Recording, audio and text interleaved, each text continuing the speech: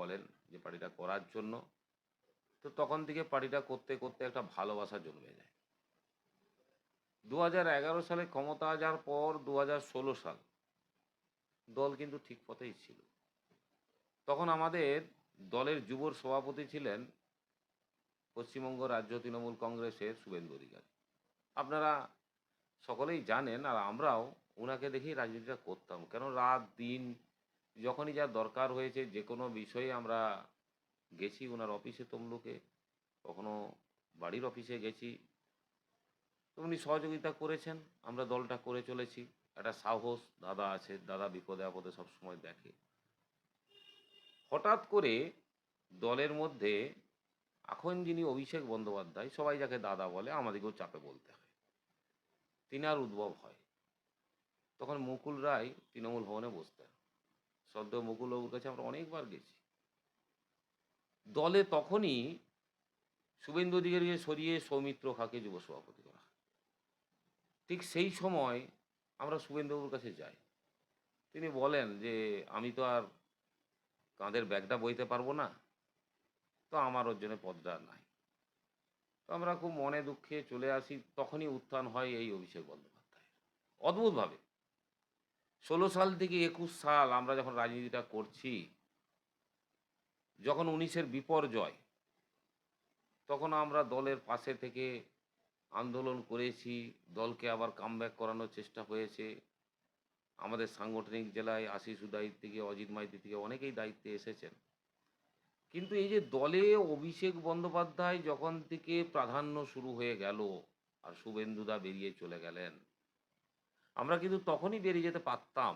আমাদের কাছে বার্তা ছিল যখন উনি যোগদান করছেন মেদিনীপুরে। কিন্তু তখন আমরা বললাম যে দাদা, পুলিশ আমাদেরকে ভয় দেখাচ্ছে। পুলিশ খোঁজ খবর করছে আজকে কজন যাচ্ছে, তার দুদিন আগের থেকে।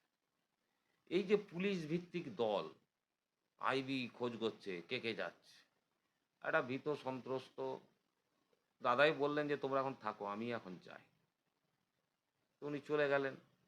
এরপরেই অভিষেক ব্যানার্জির উত্থান, ভয় ভীতি প্রদর্শন। 2021-এর আগে আমরা যখন দল করেছি, 2019-এ বিপর্যয়ের পরেও দল করেছি, তখন বিভিন্নভাবে আমরা দৌড়ঝাঁপ করেছি। কিন্তু যখন এই কর্পোরেট সিস্টেম, এই যে আইপ্যাক দলে এলো, আইপ্যাকই শেষ কথা বলবে। আমার মোবাইল আপনি ঘাঁটলে দেখবেন যে আইপ্যাক বলে অন্তত 100টা নাম্বার লোড আছে। 21-এর নির্বাচনের পর থেকে দল তো ভীতি প্রদর্শন। আমরা একজন চেয়ারম্যান, রাত্রে ঘুমোতাম না। এই আইপ্যাক ফোন করছে, তোমার কাজ ঠিক হচ্ছে না, তোমাকে বদলি দেওয়া হবে। এত বছরের চেয়ারম্যান দুর্গাশঙ্কর পান, তেনাকে সরিয়ে দেওয়া হলো। মানে আমরা যে খুলে কাজ করব দলের মধ্যে, সেই পরিবেশ থাকেনি। আইপ্যাক বলে দিবে কি করব। আমাদের জেলায় এমন সিস্টেম শুরু হলো, আমরা কাকে দেখে চলবো। জেলা সভাপতি আশিস উদয়বাবু ছিলেন, তিনি রাজ্যের সম্পাদক হয়ে গেলেন। অজিতবাবু দায়িত্বে এলেন। অদ্ভুতভাবে প্রশাসনের লোক ডেকে বলছে অজিতবাবুর সঙ্গে কেন মিশছেন। মানসবাবুকে কোনো কথা বলতে গেলেই বলছে চোর চোর। আরে কি চুরি করেছি? আজকে আমরা যদি চুরি করি, আমি রামজনপুর মাইনাস খেয়েছি। বিজেপিকে আশীর্বাদ করেছে রামজনপুরের মানুষ। আমরা হয়তো মানুষের আস্থা আনতে পারিনি, কিন্তু আমার বুথে আমি জিতেছি। মানসবাবু কি করে তার এলাকায় হেরে যান? মানসবাবু কি করে হেরে যান? বড় বড় লিডার যারা ছিল, তারা তো হেরে বসে আছেন। এই যে কর্পোরেট সিস্টেম, অভিষেক বন্দ্যোপাধ্যায়ের সঙ্গে দেখা করা যাবে না। অভিষেক বন্দ্যোপাধ্যায়ের পিএ সুমিতবাবু, তাকে বহুবার জানিয়েছি এই বিধানসভা, এই জেলা সম্বন্ধে। আমি হোয়াটসঅ্যাপ মেসেজ করেছি, দেখেন উনি, শুনেন।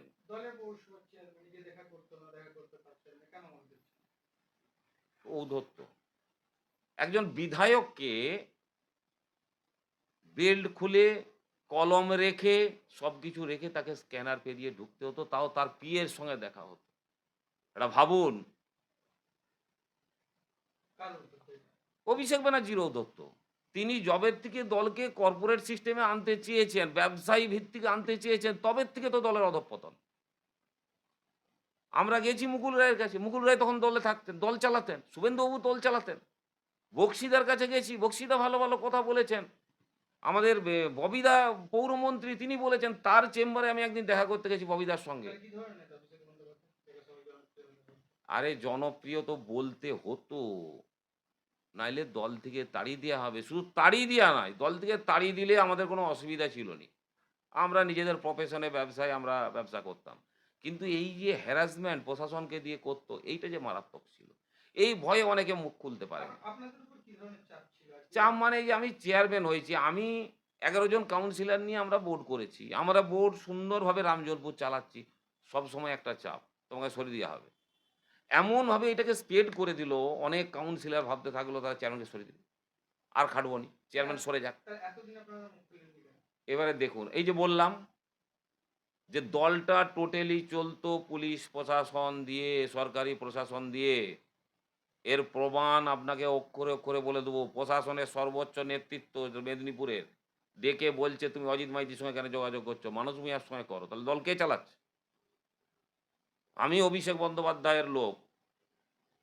আমি যেটা বলব এই জেলায় শেষ কথা। আমিই তো জেলা সভাপতি। এখনো তো আপনি তো তৃণমূলের ২০২০ পর থেকে যখন থেকে এই যে ভাইপো নামক শব্দটা আর মমতা বন্দ্যোপাধ্যায় আমাদের নেত্রী অন্ধ হয়ে গেলেন, যে যা কমপ্লেন করতে গেল। অজিত মাইতি এতদিনের লোক, তাকে অপমান করা হচ্ছে। কি বলা হচ্ছে যে মেদিনীপুর জেলায় সুজয় হাজরাই শেষ কথা বলবে, তার কাছে যেতে হবে। নাহলে হবে না। কে বলতে গেল? দল থেকেই বলা হতো। সুজয় হাজরার সঙ্গে ডাইরেক্ট লিঙ্ক। অজিত মাইতিকে পাত্তা দেয় না। কেন অজিত মাইতির মতো নেতাকে কেন পাত্তা দেন না? আপনার দিয়ে কেন কারণ পাত্তা তার দেন না? তিনি মমতা বন্দ্যোপাধ্যায়ের লোক। দলের মধ্যে তো উনি একটা ক্লাসিফিকেশন, দাদার লোক হতে হবে। তবে তুমি টিকে থাকবে। মমতার কথা দিদির বলেন। লোক হলে হবে না। এটা যে দিদি কেন বুঝতে পারেনি যে দলের মধ্যেই দাদার লোক আমরা। এখন ভয় করছে না? না, না, ভয়ের কিছু নাই। এই যে অভিষেক ব্যানার্জির বিরুদ্ধে বলছেন। বলার ভয়ের কি আছে? এইটা আমাদেরকে শুধু পুলিশ প্রশাসনের চাপ দিয়ে, সাধারণ প্রশাসনের চাপ দিয়ে এরকম আমার মতো বহু লোককে আটকে রাখা হয়েছে। আপনি দেখতে থাকুন না, বহু লোককে আটকে রাখা হয়েছে। যে না কিছু বলা চলবে না, তাহলেই পুলিশ হ্যারাসমেন্ট করবে। আরে কোথায় যাচ্ছি? ১৯ সালে যখন শুভেন্দুদা চলে গেলেন, তার সঙ্গে যোগাযোগ আছে কিনা? ফোন ট্যাপ হচ্ছে। আমাকে পুলিশ প্রশাসনের লোক বলেছে, "আপনি ফোনটা বদলান, আপনার ফোন ট্যাপ হচ্ছে।" ট্যাপ করে দেখা হচ্ছে যে আমরা শুভেন্দুবাবুর সঙ্গে আছি কিনা। এর মধ্যে আপনাকে যদি বলে ধরতে তৃণমূলের তরফ থেকে যদি বলা হয় আপনি করছেন। আমি মনের থেকে এই ভোটে আমরা যে পরিশ্রম করলাম, মানুষ যখন ম্যান্ডেট আমাদেরকে দিল না, এটা তো বুঝতে হবে আমরা যেমন পিছা হয়েছি দলের মধ্যে, মানুষকে পরিষেবা দিলেও মানুষের মনটা ভেঙে গেছে, পোলারাইজেশন হয়ে গেছে। আপনি লক্ষ্য করে দেখুন আমার কার সঙ্গে দেখা করতে হবে? ডায়মন্ড হারবারে জাহাঙ্গীর খানের সঙ্গে। তবে নাকি আমার চেন ঠিক হবে। এ যে ভাবা যায়? জাহাঙ্গীর খানের সঙ্গে দেখা করতে যেতে হবে আমাকে ডায়মন্ড হারবারে, তবে আমার চেন ঠিক থাকবে, তবে আমার পথ ঠিক থাকবে। এসব আমাদের দলের মধ্যেই আলোচনা হয়েছে, নাহলে কোনো উপায় নাই, বাঁচবো না। এই যে যত এই জাহাঙ্গীর খানের মতো নেতাদেরকে সামনে এনেছে তৃণমূল, আপনাকে বলে দিচ্ছি, পুলিশ যেটা বলবে সেটা শুনতে হবে। আইবি যেটা বলছে সেটা শুনতে হবে। নেতার নির্দেশ মানে আজকে অমুক জায়গায় মিটিং আছে, এখানে পয়সা দিতে হবে। তমুক জায়গায় মিটিং আছে, সেখানে পয়সা দিতে হবে। কি করে দেবো? কিভাবে দেবো? দল চলবে কি করে? এই সকলের কিন্তু কখনো হিসাব হতো না। কেউ বসে আলোচনা, এই যে এই সিচুয়েশন চলছে, ধরুন আমার রামজীবনপুরে ২০১৬ সালেও কিছু হয়নি, ১১ তেও কিছু হয়নি, ২১ এও কিছু হয়নি। আর এখনো কিছু নাই। হয়তো কয়েকজন কটূক্তি করছে, গালিগালাজ করছে। কিন্তু আমরা কাউকে কোনোদিন এখানে মারধর হয়নি। কোনো পার্টি অফিস দখল হয়নি, কোনো ভাঙচুর হয়নি। ফলে এইখানের বিজেপি নেতৃত্বরা তাদের সঙ্গে সবসময়ই সদ্ভাব আছে। কিন্তু এই যে কদিন চলছে, কোনো নেতা খোঁজ নিয়েছে? মানসবাবু তো বড়, বড় ডায়ালগ দিতেন। মানসবাবু তো বিরাট, বিরাট কথা বলতেন। "এই তোমরা ঠিক পথে চলতো না, তোমরা চোর।" আমার মতো শত সাচ্চা কেউ খোঁজ নিচ্ছে কোথায়? কে খোঁজ নিচ্ছে? যে আমরা পৌরসভাগুলো কি করে চালাবো? কি চালাবো কি না? কি ছেড়ে দিয়ে চলে যাবো? কেউ খোঁজ নিয়েছে? দাদাও নাই, জেলার দাদাও নাই, কেউ নাই। কেউ যোগাযোগ করছে না। কেউ নাথিং, কিন্তু কেউ যোগাযোগ করছে না। এখন আপনি এই ধরনের মুখ